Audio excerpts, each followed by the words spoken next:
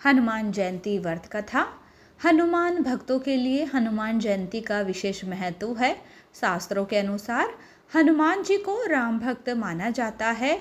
हनुमान को बल, बुद्धि, विद्या, शौर्य और निर्भरता का प्रतीक माना जाता है। जब कोई परेशानी सामने खड़ी हो जाती है तो सबसे पहले पवन सुत को ही याद किया जाता है। इनको कई नामों से भी पुकारते हैं, जैसे चिरंजीवी, बजरंगबली, पवन सुत, महावीर, बाली बीमा, अंजनी सुत, संकट मोचन और अंजनेय आदि। हनुमान जी ने अपना पूरा जीवन राम भक्ति में व्यतीत कर दिया और श्री राम ने उन्हें अजर अमर रहने का वरदान दिया। राम भक्ति में तल्लीन बजरंगबली जीवन भर ब्रह्मचारी बने रहे।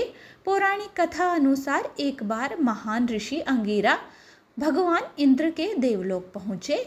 वहाँ पर इंद्र ने पुंजस्थला नाम की अप्सरा द्वारा नृत्य प्रदर्शन की व्यवस्था की, लेकिन ऋषि को अप्सरा के नृत्य में कोई दिलचस्पी नहीं थी, इसलिए वह गहन ध्यान में चले गए। अंत में जब उनके अप्सरा के नृत्य के बारे में पूछा गया तो उन्होंने ईमानदारी से कहा कि उन्हें नृत्य देखने में कोई दिलचस्पी नहीं है। यह सुनकर पुंजस्थला ऋषि पर क्रोधित हो गई। बदले में ऋषि अंगिरा ने नर्तकी को श्राप देते हुए कहा कि वह एक बंदरिया के रूप में धरती पर जन्म लेगी। पुंजस्थला ने ऋषि से क्षमा याचना की, लेकिन ऋषि ने अपना श्राप वापस नहीं लिया। नर्तकी एक अन्य ऋषि के पास गई और ऋषि ने अप्सरा को आशीर्वाद दिया कि सतयुग में भगवान विष्णु का एक अवतार प्रकट होगा। इस तरह पुंजस्थला ने सतयुग में वानर राज कुंजर की बेटी अंजना के रूप में जन्म लिया और उनका विवाह कपिराज केसरी से हुआ, जो एक वानर राजा थे। इनके बाद दोनों के एक पुत्र हुआ, जिसे शक्तिशाली हनुमान कहा गया है। भगवान शिव के 11वें अवतार माने जाने वाले हनुमान जी के जन्म दिवस को हनुमान जयंती के रूप में बड़े धूमधाम के साथ मनाया जाता है। यह पर्व हिंदुओं का एक प्रमुख पर्व है। यह चैत्र माह की पूर्णिमा को मनाया जाता है। हनुमान जी की माता का नाम अंजना और पिता का नाम केसरी है। बजरंगबली के जन्म की एक रोचक कथा है।